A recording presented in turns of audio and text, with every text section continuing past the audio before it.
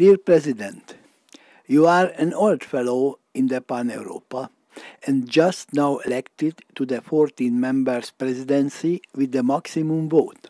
On the other side, you are the eldest son of famous former President Otto von Habsburg. With this background, how do you see the role and possibilities of Paneurope in the future? I think that Paneurope, if we look into the history of Paneurope, we have seen that there have been very many ups and downs. And whenever Europe was getting into a crisis, we could see that Paneurope was gaining importance. Because Paneurope basically means contents. It doesn't mean form, it doesn't mean structure, but it really means contents. And that's why I think when we are looking at the European Union today, and we are seeing that there is definitely a crisis, because there is a crisis of the sense, a crisis of the contents, I am absolutely sure that Paneurope will be gaining a lot of importance over the next couple of years, just to be able to provide the European Union, or many people in the European Union, again, with a sense of Europeanness. So we are, because of a lot of structures and overstructuring the European Union, we are losing the sense for what Europe actually exists.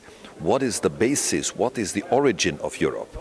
That Europe has been, of course, one of the original ideas was the idea of creating an area of security, and not only an economic area. And if we are looking back at that and all the threats that we are seeing today, I have the feeling that Paneurope has a very important role to play in the next couple of years. Dear President, how do you evaluate the present Hungarian Vox Populi? During the picnic 25 years ago, almost 100% of Hungarians wanted Russians go home, while nowadays most of the population would like Ivan coming back. You know, I think in many of the countries in Central and Eastern Europe, there is, of course, a disappointment about what Europe is and what Europe could provide. There was an expectation at the moment of gaining their real independence and freedom, and the European Union was in no way equipped or willing or in a position to really fulfill these expectations. They could only provide certain structures, and they could help those countries within their own ways and possibilities to kind of develop, and they were kind of also disappointing some countries specifically when they were treating them, I would say, inappropriately, which has happened with a couple of countries. So a disappointment is clearly there. But I think it is always important in a situation of this also to look at the alternatives. And there are not too many alternatives there.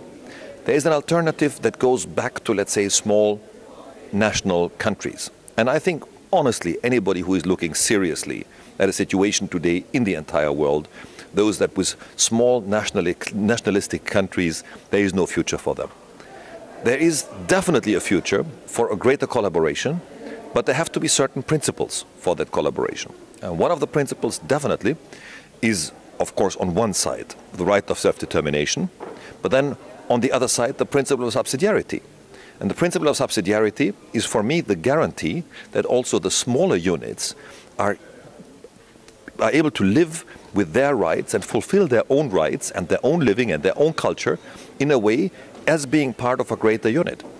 This is one of the principles of the European Union. It's something we should never forget, but of course it is not enough fulfilled in the European Union, and that's one area where I think it should be a particular pan-European task to fulfill these expressions, self-determination and principle of subsidiarity, to fulfill them really with life. Okay, but the Brussels bureaucracy, which always forget about their subsidiarity, how is the contradiction maybe solved between the subsidiarity demand and the Brussels bureaucracy? Well, honestly, when I'm looking at that, it is mainly the national bureaucracies that are completely forgetting about that, because it's not the Brussels bureaucracy. People are always pointing to Brussels and saying it's their fault. In most cases, it's not their fault. It's the national bureaucracies that are forgetting it and that are not having this European sense.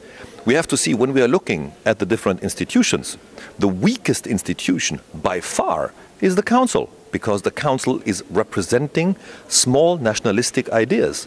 The other European institutions are representing real European ideas and therefore are much more European thinking and much fuller of European spirit than, for example, the Council. Okay, so thank you very much. Thank you. In the future we will